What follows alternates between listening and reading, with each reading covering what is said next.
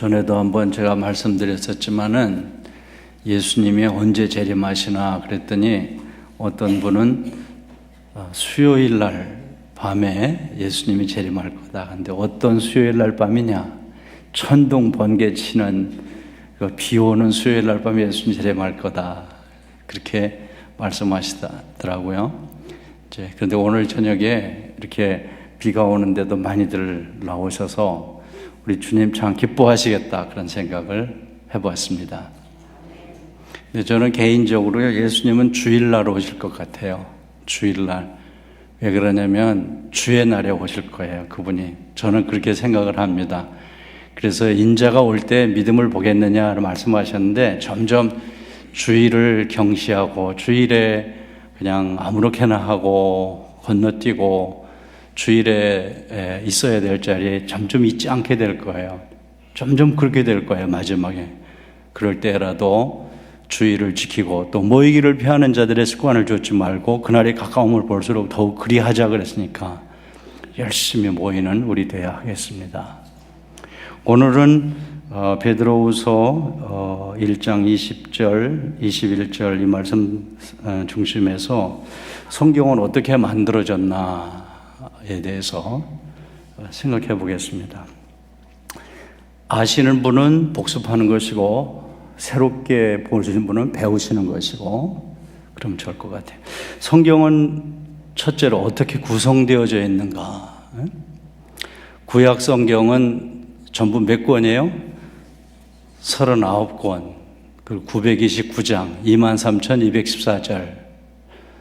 이런 걸 뭐 다 외울 필요는 없겠죠. 그러나 39권 정도는 외우셔야 될 것 같아요. 구약 성경 39권이 어떻게 구성되어 있어요? 첫 번째는 율법서라고 그래서 모세오경이 몇 권이에요? 5권.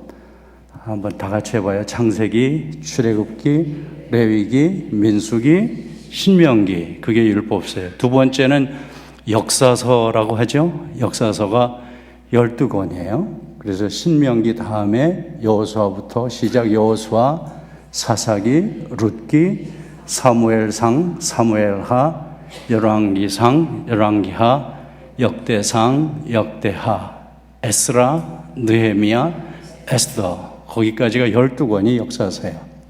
세 번째는 시가서 또는 문학서라고 하는데 5권은 욥기부터 시작 욥기, 시편, 잠언, 전도서, 아가서. 거기까지가 시가서고 네 번째는 예언서인데 예언서가 뭐 대선지서, 소진선지서 이렇게 나누지만은 17권으로 분류할 수 있어요.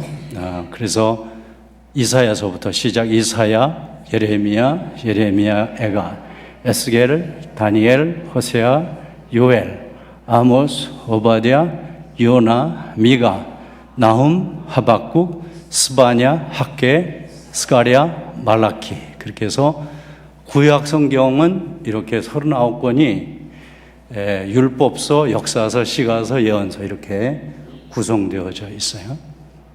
신약 성경은 어떻게 구성되어 있어요? 신약 성경은 전부 몇 권이에요?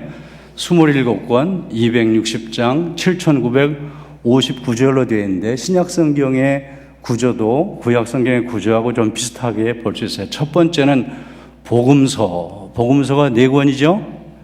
다 한번 크게 이건 다 알 것 같아요. 시작 마태, 마가, 누가, 요한복음. 두 번째는 역사서. 역사서 한 권이죠. 그게 뭐예요? 사도행전 역사서예요. 세 번째는 바울서신이라고 되어 있는데 바울서신을 히브리서를 빼고 13권을 바울서신이다 그렇게 분류해 볼 수 있어요. 로마서부터 시작 로마서, 고린도전서, 고린도후서, 갈라디아서, 에베소서, 빌립보서, 골로새서, 데살로니가전서, 데살로니가후서, 디모데전서, 디모데후서, 디도서, 빌레몬서. 거기까지가 바울서신 13권. 왜 바울서신이라고 그랬어요?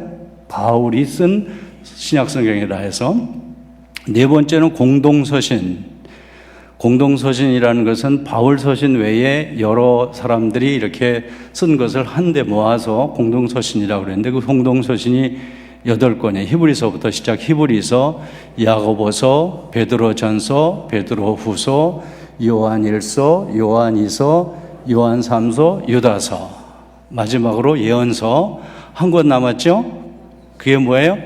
요한계시록. 그래서 성경은 이렇게 구약도 율법서, 역사서, 시가서, 예언서 그렇게 되어 있고요.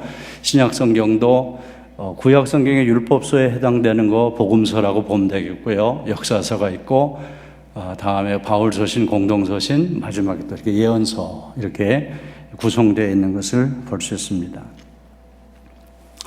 재밌죠? 재밌냐고 물어보는 게 우스운 질문일 수 있어요. 두 번째는 누가 언제 기록했는가? 성경을 누가 언제 기록했는가? 성경의 첫 책이 뭐죠? 성경의 첫 책, 창세기.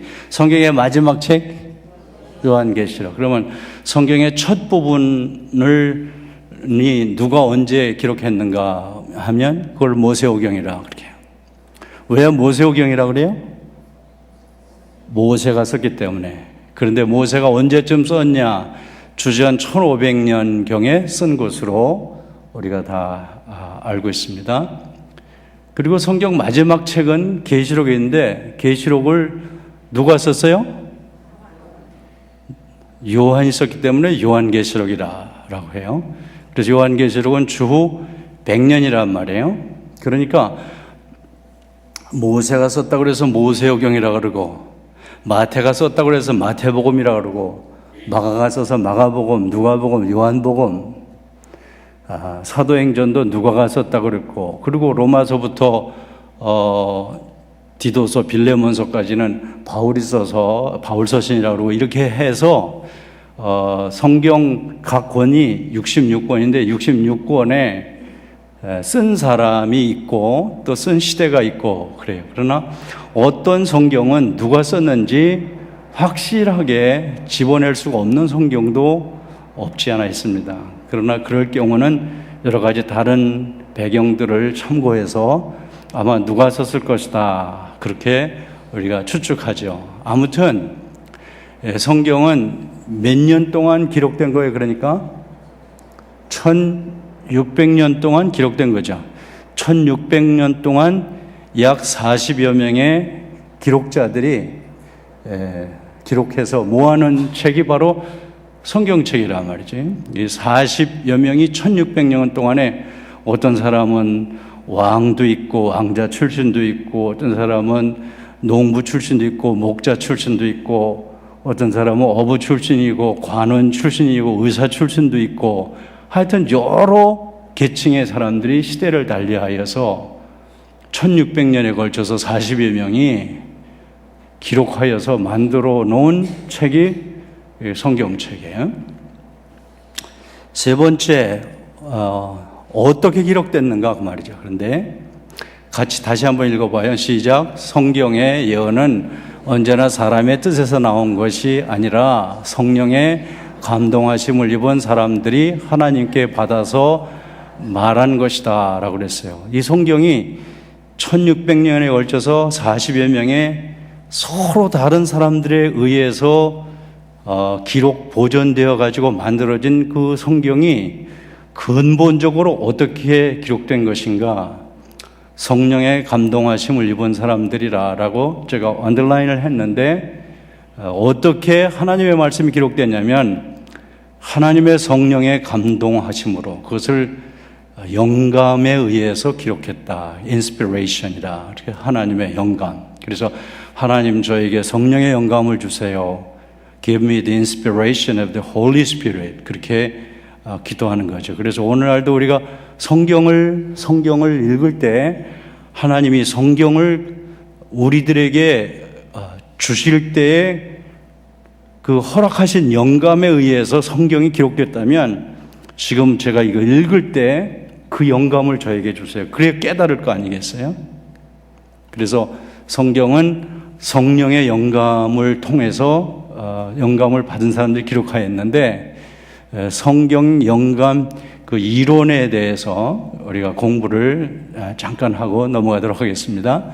디모데후서 3장 16절 말씀에 보면 모든 성경은 하나님의 감동으로 된 것으로 라고 기록되어 있습니다. 그래서 성경 영감 이론을 여러분 상식적으로 좀 알아두시면 좋을 것 같아요. 성경의 영감 이론에 보면 첫 번째가 뭐냐면 어떤 사람은 성경 전체가 다 성령에 영감된 말씀이다. 그런가 하면 어떤 사람들은 전체가 다 영감된 말씀이 아니라 그 중에 일부만 성령의 영감에 의해서 기록된 말씀이다. 그렇게 합니다. 간단히 말하면 개혁주의나 보수주의 노선에 있는 사람들은 성경은 창세기부터 계시록까지 전체가 다 성령의 영감된 말씀이다. 그렇게 믿습니다. 저도 그렇게 믿습니다. 우리 교회도 그렇게 믿고 가르치고 있습니다. 여러분도 그렇게 믿으시기를 바랍니다. 성경 중에서 어떤 거는 영감된 말씀이고 어떤 것은 인간의 지혜에서 머리에서 나온 말씀이다 라고 한다면 우리가 어떤 게 하나님의 말씀인가, 이 중에서 어떤 부분을 하나님의 말씀으로 받아야 될 것인가 굉장히 혼선이 많이 빚어질 것 같아요. 66권 전체가 다 성령의 영감에 의해서 기록된 하나님의 말씀입니다. 두 번째 영감설에 대해서는 유기적 영감설이라는 것과 기계적 영감설이라는 게 있어요. 어떤 사람들은 성경을 받아 쓴 40여 명의 사람들이 기계처럼 받아 썼다. 그걸 기계적 영감설이다. 그렇게 말을 합니다. 그래서 모세야, 내가 지금 부를 테니까 받아 적어라. 하, 하, 나, 님, 이, 태, 초. 그렇게 이렇게 받아쓰기 하듯이 이 성경을 받아 쓰는 사람은 기계처럼, 그냥 로봇처럼 받아 쓴 것이다. 그것을 기계적 영감설이라고 그렇게 말합니다. 유기적 영감설은 성경을 받아 쓴 사람들이 이렇게 로봇처럼, 기계처럼 쓴 것이 아니라 하나님이 말씀하시는 그 말씀을 들으면서 하나님과 교제하면서 하나님이 그 받아 쓰는 사람을 완전히 무시하고 기계처럼 사용한 게 아니라 그 사람의 감정, 그 사람의 지식, 그 사람의 생각, 이런 모든 것들을 다 소중히 보시면서 그 사람을 하나님께서 선한 도구로 이렇게 사용하셔서 하나님의 말씀을 기록하게 해주셨다 하는 것이 유기적인 영감설인 것입니다. 그래서 누가복음이나 사도행전에 보면 누가복음은 누가 기록했어요? 누가가 기록했어요. 사도행전은 누가 기록했어요? 누가가 기록했어요. 그래서 누가행전이라 이렇게도 말을 하는데 누가복음이나 사도행전에는 다른 그 성경에는 있지 않는 의학 용어들이 나타나는 이유는 그 말씀을 받아서 기록한 분이 의사였기 때문에 그런 것이에요. 바울 서신들을 보면 베드로 전후서와 많이 차이가 나요. 요한 1, 2, 3서.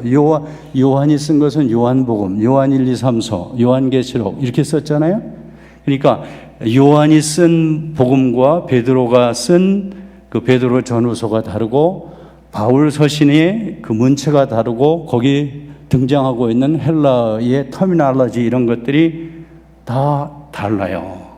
만약 하나님께서 그냥 기계처럼 받아쓰게 했다면 다 똑같을 수 있는데 그렇지 않아요. 바울이라고 하는 사람을 공부시키시고 학식을 쌓아놓으시고 여러 가지 그런 것들을 이용해서 로마서라고 하는 놀라운 성경을 기록하게 했어요. 갈라디아서라고 하는 놀라운 아주 논리적인 구원에 관한 그 이론을 뒷받침하는 성경을 기록하게 했어요. 그런가 하면 베드로전서나 베드로후서 같은 성경을 읽어보면 이렇게 대할 때 많은 사람들이 그냥 편안하게 대할 수 있는 그런 문체로서 그런 용어들로서 성경을 기록한 것을 볼 수 있어요. 그래서 우리는 이 성경이 기계적으로 영감돼서 로봇처럼 기록된 것이 아니라 유기적인 그 사람들을 모두가 다 하나님께서 사용하셔서 그 하나님의 말씀을 기록할 수 있게 해주셨다라는 것을 믿습니다. 오늘도 하나님 마찬가지인 것이죠. 만약에 하나님이 우리를 기계처럼 사용한다면 붕어빵 찍어내듯이 똑같은 목사, 똑같은 장로, 똑같은 집사, 똑같은 권사 그렇게 나올 겁니다. 그러나 그렇지 않습니다. 어떤 사람은 막 열심히, 어떤 사람은 좀 조용하기도 하고, 어떤 사람은 차분하기도, 어떤 사람은 막 과격하기도 하고, 그렇지만 하나님께서 그런 사람들을 다 사용하셔서 그 사람들을 통해서 오늘도 복음을 전하게 하고 하나님의 나라 일을 하시는 거 보면 하나님은 우리를 기계처럼 취급하지 않으신다는 거니까 하나님의 말씀을 기록한 사람들도 마찬가지인 것이죠. 그러면 1번과 2번을 정리해보면 우리는 뭘 믿어요? 전부 영감설과 유기적인 영감설을 믿는 거예요. 세 번째 뭐냐면 축자 영감설이라는 거하고 사상 영감설이라는 거죠. 사상 영감설 컨셉추얼 먼저 생각해 보면 하나님께서 성경을 기록하는 사람들에게 어떤 컨셉을 줬다는 거예요. 크리에이션, 창조에 대한 컨셉을 모세한테 주고 그 다음부터는 모세가 자기가 알아서 기록했다는 것이에요.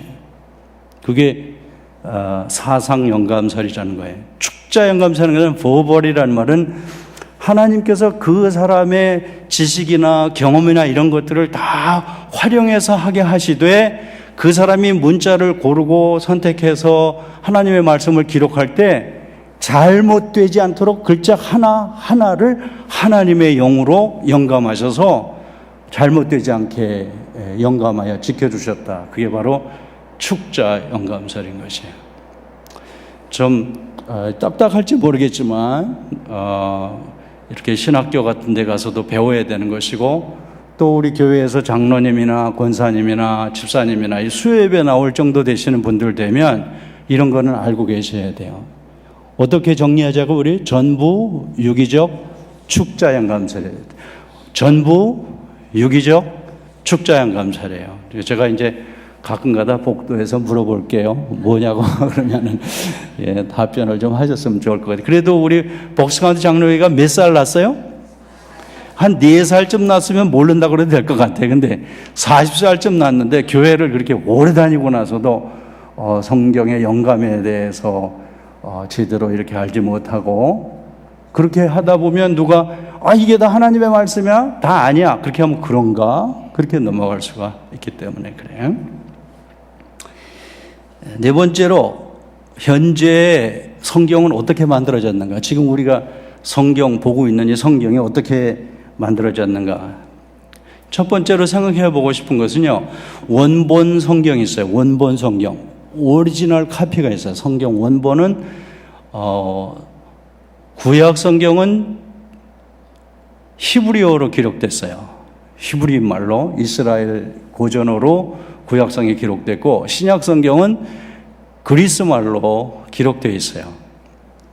그런데 구약 성경 중에 다니엘서 2장 4절 하반절부터 7장 28절까지는 아람어로 되어 있어요. 우리 성경에도 보면 아람 방언으로 말하여 이르되 라는 말로 거기 나타나고 있어요. 그래서 원본 성경이 구약 성경의 대부분이 히브리 말로 되어 있고 신약 성경은 헬라 말로 되어 있고 구약 성경 중에 다니엘서 이 부분이 아람어로 되어 있고 또 어떤 부분에서 한 글자 정도 이런 아람어가 들어간 그런 구약 성경도 나타나는 것을 볼 수 있습니다. 어쨌든 본래 하나님께서 처음으로 모세에게 주셨던가 이렇게 해서 하나님의 말씀을 기록하게 한 그 성경은 히브리 말로 또 그리스 말로 또 일부가 아람어로 그렇게 기록되어졌습니다.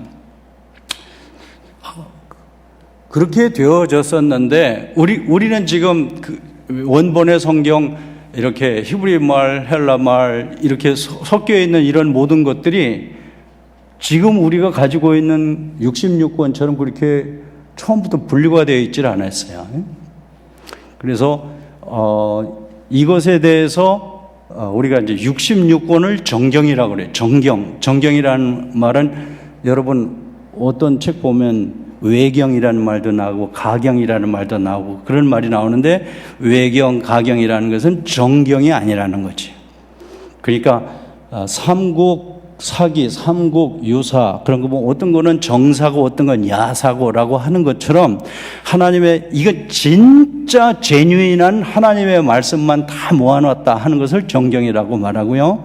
그 정경을 어느 정도 이렇게 참고할 수 있을 것 같지만 정경이라고 하는 그런 그 가치를 부여할 수는 없다고 생각하는 것을 외경이라고 가경이라고 이렇게 얘기를 한단 말이에요. 그래서 우리 기독교회가 66권을 정경이다. 이것만 정말 하나님의 말씀이다라고 그렇게 결정하게 된 것이 주 397년 카르타고라고 하는 공회에서 교회가 모여가지고 지도자들이 기도하면서 66권이 창세기부터 요한계시록까지 이게 하나님의 말씀, 정말 하나님의 말씀이다. 그렇게 결정하였어요. 그러니까 여러분 이 하나님의 말씀으로 66권이 결정된 다음부터 지금까지 몇 년 지난 거예요? 거진 1600년 이상이 지났잖아요. 1600년 이상이 지나면서 기독교회는 66권을 정경으로 받아들이면서 계속해서 여기에 오고 있는 것이에요. 그렇다면 1197년에 카르타고 회의에서 66권을 정경으로 받아들였을 그 당시에는 여기 로마 카톨릭이라고 하는 그 교회나 개신교라고 하는 이런 교회 구분이 없을 때예요. 그러니까 이거는 로마 카톨릭 교회도 따라가서 잡아야 될 것이고 개신교회도 따라가서 잡아야 될 그런 것이란 말이에요. 그러니까 이 66권은 최근에 누가 어떤 신학자가 만들어낸 이론이 아니고 초대교회 주후 100년경에 요한계시록이 완성되고 그런 후에 이제 모세오경으로부터 요한계시록까지 다 완성된 것이 막 돌아다니기도 하고 제대로 이렇게 모아져 있지 아니하던 이런 것들 가운데서 또 다른 복음도 있다고 하는 그런 것들을 교회 지도자들이 모여서 이 중에서 어떤 것이 정말 하나님의 진정한 하나님 말씀이라고 할 수 있겠는가 하는 것을 놓고 기도하는 가운데 100년 후 100년에 완성됐는데 390년이니까 한 200년 이 기간 동안에 초대 기독교회가 많은 이런 일들로 인해서 신경 쓰면서 스트러글을 하는 가운데 하나님께서 하나님의 영으로 그들 가운데 이 66권을 하나님의 말씀으로 선별할 수 있는 기준을 제시해 주신 것이에요. 그래서 정경 기준의 채택이 무엇이냐면 같이 읽어볼까요? 예수님을 증언하는 관점에서의 통일성. 예수님을 증언하는 관점에서의 통일성이 있는 그런 것들을 다 모아보니까 66권이 된 것이에요. 그래서 요한복음 5장 39절에 보면 너희가 성경에서 영생을 얻는 줄 알고 이 성경을 상고하거니와 이 성경이 곧 내게 대하여 증거하는 것이로다 라고 그랬어요. 그러니까 구약성경 39권은 앞으로 오실 예수님의 메시아 되음을 증거하는 예수님이 메시아로 오실 것을 향하여서 구약성경 39권이 그냥 포커스되어 가고 있는 것이에요. 신약성경 27권은 오신 메시아 되신 예수님의 사적과 그로 인한 생겨난 교회와 이런 것들에 대해서 기록하고 요한계시록 끝부분에 가서는 다시 오실 메시아 예수 그리스도에 대해. 그러니까 성경은 창세기부터 계시록까지 성경의 주인공이 예수 그리스도라고 하는 것이죠. 그래서 정경을 채택한 기준이 어떤 투표를 해가지고 또 누가 인간적으로 무슨 그 이론을 만들어가지고 그런 것이 아니라 정말 이런 점에서 집중하여서 기도하는 중에 성령님께서 이 하나님의 말씀을 하나님의 입김이 성령이 영감하여서 기록하였기 때문에 모였던 그들에게 한 성령께서 이런 마음을 주셔서 막 잘라내고 골라내가지고 이루어진 것이 66권이라는 거죠. 재미없어요? 제가 이렇게 설명해 드리는 거? 66권으로 이렇게 정리가 됐는데 다시 말씀드리지만 약 1600년 동안 기독교회는 이 66권을 하나님의 말씀으로 지키면서 보존하면서 받으면서 오늘까지 살아오고 있어요.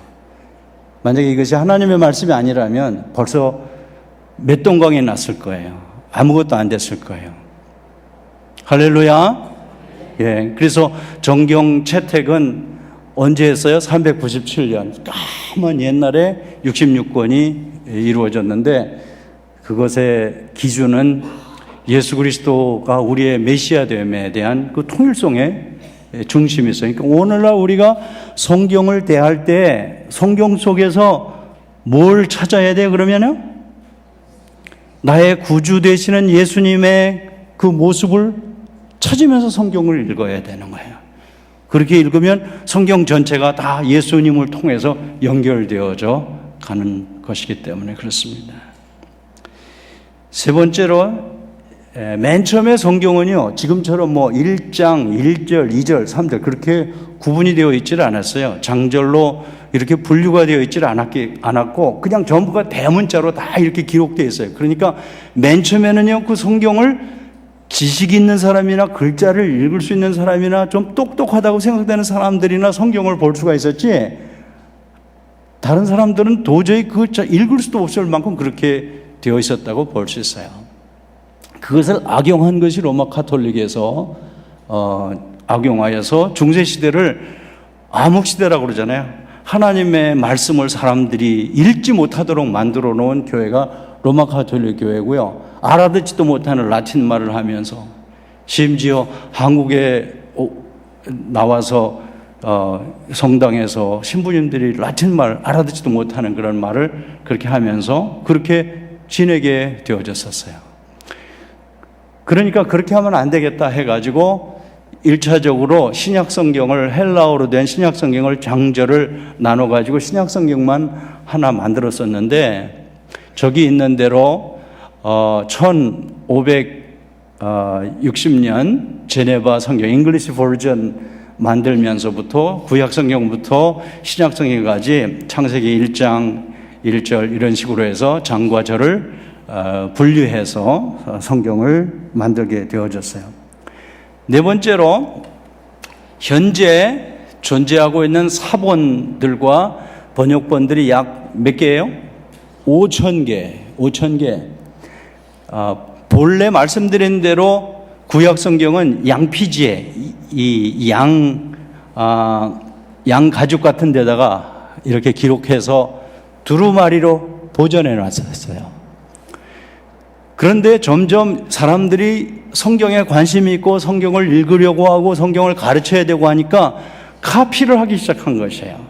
그래서 카피를 하고 또 이런 카피를 해서 그러니까 원본은 하도 많이 써서 닳고 다른 걸 그냥 보관했었는데 카피를 쓰다가 보니까 이 원본 보관이 제대로 되질 않아서 다음부터 카피에 또 다른 카피가 나오고 또 다른 카피가 나오고 그러다가 히브리 말로 카피하고 헬라 말로 카피하다가 나중에는 히브리 말, 헬라 말을 못 알아듣는 사람들이 있으니까 라틴 말로도 번역이 되고 영어로도 번역이 되고 독일어도 번역이 되고 우리 한국말도 번역이 돼서 그런 이렇게 히브리 말 카피도 있고 헬라 말 카피도 있지만 다음부터는 트랜슬레이션 된 그런 번역본들이 나와서 여러분들이 들어보면 뭐 사해에서 발견된 사본이다, 그래서 사해 사본이다 그렇게 말하기도 하고 시내산에서 발견된 사본이다, 그래서 시내산 사본이라고도 이렇게 얘기하고 그런 말들이 있는데 아무튼 현재 이 세상에 존재하고 있는 사본들과 각 나라 그 방언과 그 언어로 번역된 번역본들이 약 5,000개라고 하는 거예요.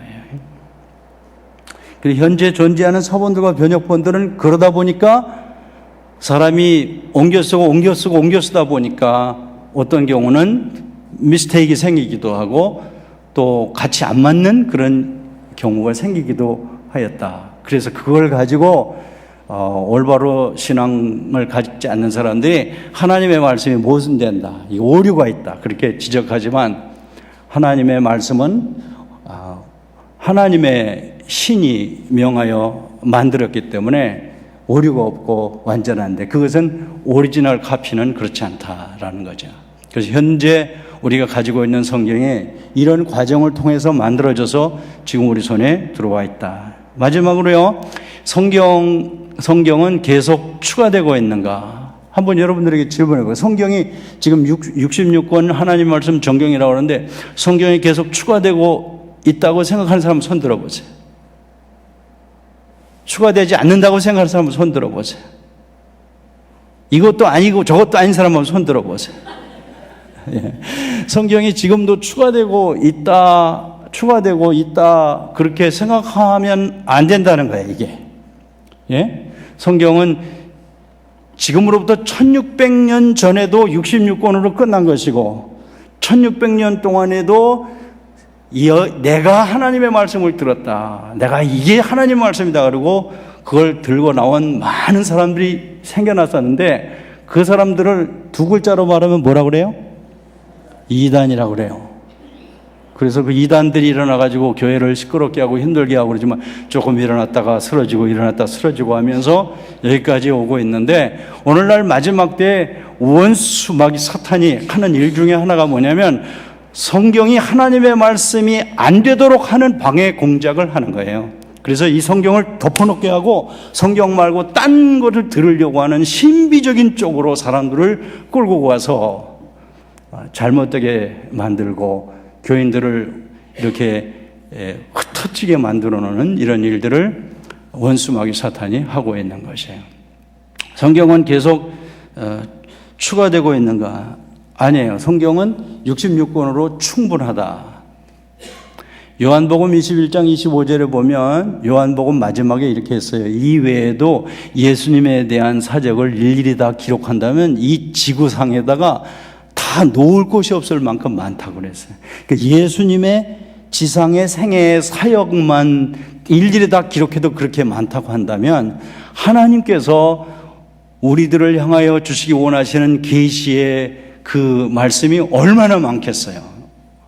그런데도 66권으로 이렇게 제안하신 것은 66권으로 충분하기 때문에 그렇다는 거죠. 여러분, 이단들이 이렇게 말합니다. 요 성경하고 요 성경 사이에 잘 이해가 안 되는 부분이 있는데 그 이해 안 되는 부분에 대해서 어떻게 생각하냐고. 그것에 대해서 나는 이런 얘기를 들었고 나는 이런 음성을 들었고 계시를 받았기 때문에 그러면 그것에 의해서 또 귀가 솔깃해가지고 그렇게 할 수 있어요. 그러나 성경에 우리에게 계시해 주시지 않은 그런 부분은 우리가 알 필요가 없을 것 같고 우리가 그거 필요 없다고 생각하기 때문에 하나님이 주시지 않은 것이다 하는 것이에요. 그래서 성경은 66권으로 충분하다라고 하는 거죠. 그래서 추가되지 않는다는 거죠.